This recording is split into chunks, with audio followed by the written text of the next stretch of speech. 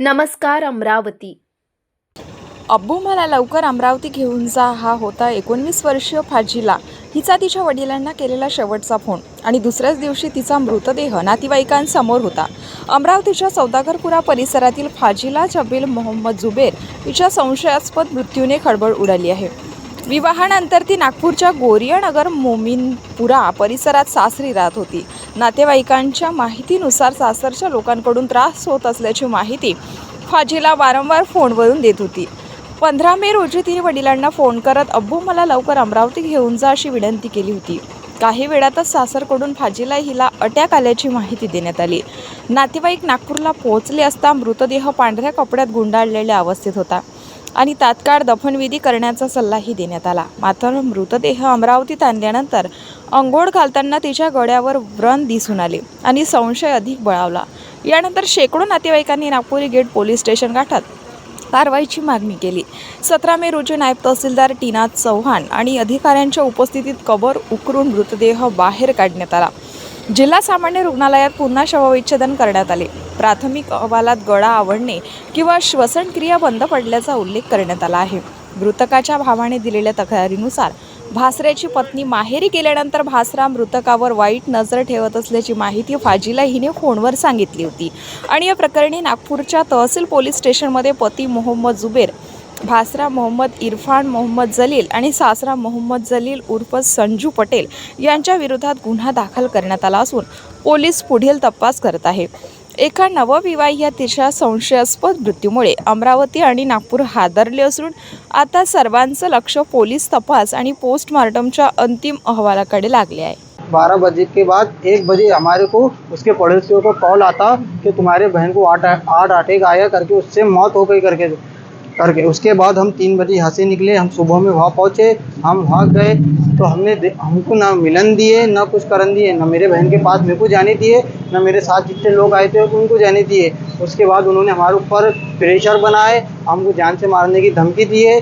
और उसके बाद हमने जब उनसे बड़े मिन्नतों से इससे हमने जब डेड बॉडी मांगे तो उनकी मांग थी कि हम तुम्हारे को डेड बॉडी देते, लेकिन गुसल करके देते, कफन पिना के देते, तुमने ले जाना है वहाँ जाके दफना देना, ऐसा उन लोगों ने बोला था। फिर भी हमने बोले थे नहीं, गुसल हम करेंगे, हम हर चीज़ हम करेंगे, हमको सिर्फ दे दो। और उन्होंने बड़े कसम खा के दिए थे कि हमने उसको हार्ट अटैक आया। हम जब यहाँ लाए, फिर उसको जब लेडीज़ लोग नहला रहे थे, गुसल दे रहे थे, उसके टाइम हमने देखा कि उसके गले पर फांसी के फंदे के निशान है कि उसको ऐसा गला घोट के मार दिए। उसके जो पैर का नाखून था वो भी निकला हुआ था। उसके बाद कल सुबह हमारे को वो वीडियो बताए, हमने इससे पहले ले जाकर उसकी तस्वीर कर दिए थे, दफना दिए थे। हमको जब उसकी वीडियो मिली तो फिर हमने नागपुर गेट पुलिस थाने में 4 जनों के खिलाफ FIR लिखा है, जिसके अंदर पहला उसका पति शेख जुबेर, दूसरा उसका जेठ जो कि जिसके ऊपर हमको ज़्यादातर शक है इरफान, और उसका ससुरा संजू पटेल और शेख जलील, और उसकी जेठानी जो कि मेरे बहन को बहुत टॉर्चर करती थी। और इनका इन लोगों का कहना था कि हमने उसको दहेज बहुत कम दिए और दहेज के नाम पर उन्होंने मेरे बहन को बहुत टॉर्चर करे और उसको उन लोगों ने मिलकर मार दी। घटना से आधा घंटा पहले आपकी बहन से बातचीत हुई, क्या बातचीत हुई? हाँ, उसने उस बातचीत में यही बताया कि ये लोग मेरे ऊपर जुल्म कर रहे, ये लोग मेरा जेठ मेरे को मार देगा। उसने यही बताया कि उन्हें रोते रोते बहुत यही बताया कि ये लोग उन लोगों से उसको जान का खतरा है। मेरा नाम मोहम्मद आवेज़ है, मुस्लिम भाई। क्या बर्ताव था उसके? जेठ का उसका बर्ताव ये था कि उसका कहना था कि जेठ उसको गंदी नज़र से देखता। और प्रशासन से क्या मांगा? बोलो।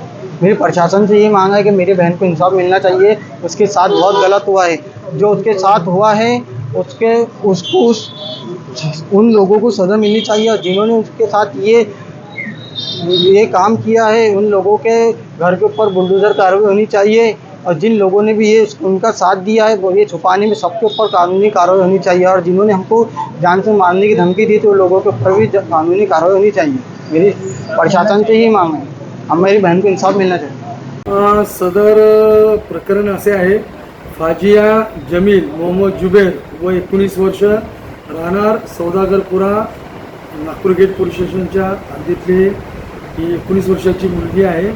तिचे लग्न 25 जानेवारी 2026 रोजी नागपूर येथे मोमीनपुरा येथे देण्यात आलेलं आहे।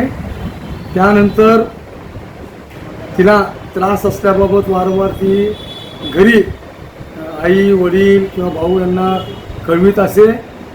परंतु दिनांक 15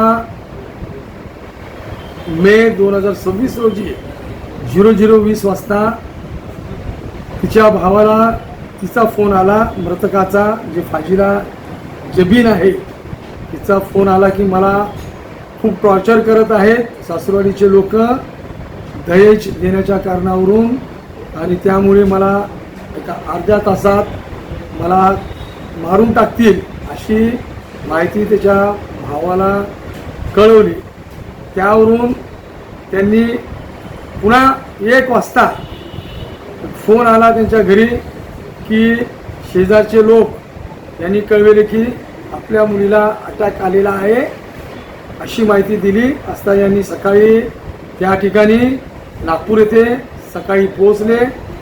घरी पोहोचल्यानंतर त्या ठिकाणी जी फाजीला जबीन आहे तिला पूर्ण अंत्यविधीची तयारी सासूरवाडी लोकांकडून चालू असल्याबाबत त्यांनी कळवलं. त्यावेळेस त्यांचं वाद झालं की आमची मुलगी आहे, आम्ही आमच्या अमरावती या राहत्या घरी आम्ही अंत्यविधी करू असे कळवून तात्काळ अमरावती येथे यांनी ॲम्ब्युलन्सद्वारे घेऊन आले. सदरची माहिती त्यांनी अशी दिली की ही मुलगी, या मुलीला अटॅक आलेला आहे, आपण ॲम्ब्युलन्सद्वारे तशाच पद्धतीने न्यायचं आणि तसंच तिचा अंत्यविधी करायचा असे कळविल्याने ते थेट अमरावती येथे घेऊन आले. अमरावती येथे घेऊन आल्यानंतर तिची जे अंत्यविधी करण्यापूर्वी तिला आंघोळ घालताना एक महिला, 1-2 महिला जवळ होते. त्यांनी पाहिलं की गळ्याभोवती काहीतरी उघडण दिसत आहे, त्याची काहीतरी कोणीतरी व्हिडिओ काढले. व्हिडिओ काढल्यानंतर त्यावेळी घरच्यांना ही माहिती दिली किंवा नाही याची माहिती नाही, परंतु घरच्यांनी असं कळवलं की ही माहिती दिलेली नाही. पण नंतर अंत्यविधी झाल्यानंतर पुरल्यानंतर ही बातमी व्हिडिओ जो झाला व्हायरल झाल्यामुळे एक दुसऱ्याकडे समाजात गेलं. त्यानंतर त्यांना लक्षात आलं की हे हा प्रकरण काहीतरी सासूरवाडी लोकांकडून तिचा घातपात झालेला आहे असा त्यांना संशय आला. त्यावरून त्यांनी नागपुरी गेट हद्दीत राहत असल्या कारणाने त्यांनी आमच्याकडे न्याय मागण्याचा प्रयत्न केला. त्याबाबत आम्ही याबाबत सर्व खात्री करून या ठिकाणी त्यांची एक तक्रार घेतली आणि त्यावरून ED या अकस्मात मृत्यू, अनैसर्गिक मृत्यू या सदराखाली गुन्हा दाखल केलेला, गुन्हा नाही या सदराखाली अकस्मात मृत्यू दाखल केलेला आहे. आणि त्याचा पुढील पत्रव्यवहार हे सदरचे प्रेत यांच्या धर्म रीतिरिवाजाप्रमाणे, मुस्लिम धर्म रीतिरिवाजाप्रमाणे पुरलेलं होतं. ते पुरलेलं प्रेत उकरण्याकरिता आणि पुढील कारवाई करण्याकरिता याला कार्यकारी दंडाधिकारी यांच्याखाली ती प्रक्रिया पूर्ण पार पाडत असते. त्यावरून आम्ही त्यांना पत्र दिले. पत्र दिल्यानंतर कार्यकारी दंडाधिकारी यांनी टीना चव्हाण मॅडम, नायब तहसीलदार यांना डेप्यूट केलेले आहे. त्यांनी व त्यांचे मंडळ निरीक्षक व तलाठी असे प्रक्रिया पार करण्याकरता पोलीस पथक, 2 सरकारी पंच, त्यानंतर आरोग्य महानगरपालिका आरोग्य खात्याचे आरोग्य अधिकारी व आमची फॉरेन्सिक टीम हे सर्व आम्ही त्या ठिकाणी घटनास्थळी जाऊन जे प्रेत उकरण्याची जी कायदेशीर प्रक्रिया आहे ते पूर्ण त्या ठिकाणी पार पाडली. त्यानंतर प्रेत उकरण्याची प्रक्रिया झाल्यानंतर ही जो मृतकाची प्रेत आहे फाजीला जबीन, तिचे प्रेत ॲम्ब्युलन्सद्वारे आम्ही तिथल्या यांची परवानगी घेऊन त्यांना माहिती देऊन हैदरपुरा जो कमिटीचे सेक्रेटरी असतात ज्या ठिकाणी पुरले त्यांची परवानगी घेऊन तिथून काढून त्या ॲम्ब्युलन्सद्वारे इरविन हॉस्पिटलला पुढील पोस्टमॉर्टमकरिता पाठविण्यात आले. पोस्टमॉर्टम हे 3 डॉक्टरांच्या समक्ष करण्याबाबत आम्ही कळवण्यात आलेलं होतं. त्याप्रमाणे त्यात एक महिला डॉक्टर होते, ते गायनिकॉलॉजिस्ट होते, एक डॉक्टर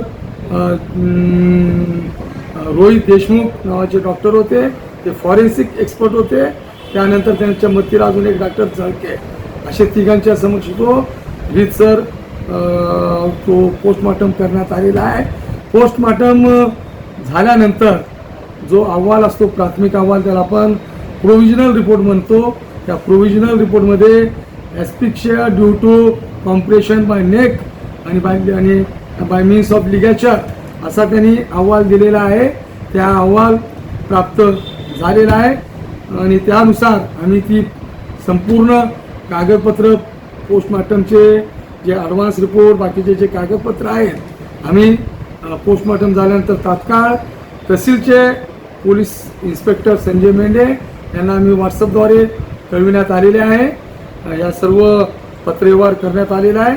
त्यानंतर आज रोजी तक्रारदार त्या ठिकाणी त्यांच्या कुटुंबासह नागपूर येथे तहसील पोलीस स्टेशन येथे तक्रार देण्यासाठी गेले होते. आणि आत्ताच त्यांच्याकडून अशी माहिती मिळाली व त्यांनी आम्हाला तक्रारीची कॉपी FIR पाठविली असता त्यामध्ये कलम 103, 238, 351(2) आणि 3(5) भारतीय न्याय संहिता या कलमाखाली गुन्हा दाखल झालेला आहे. पुढील तपास हे तहसील पोलीस स्टेशन नागपूरचे हे त्यांचे अधिकारी करत आहे.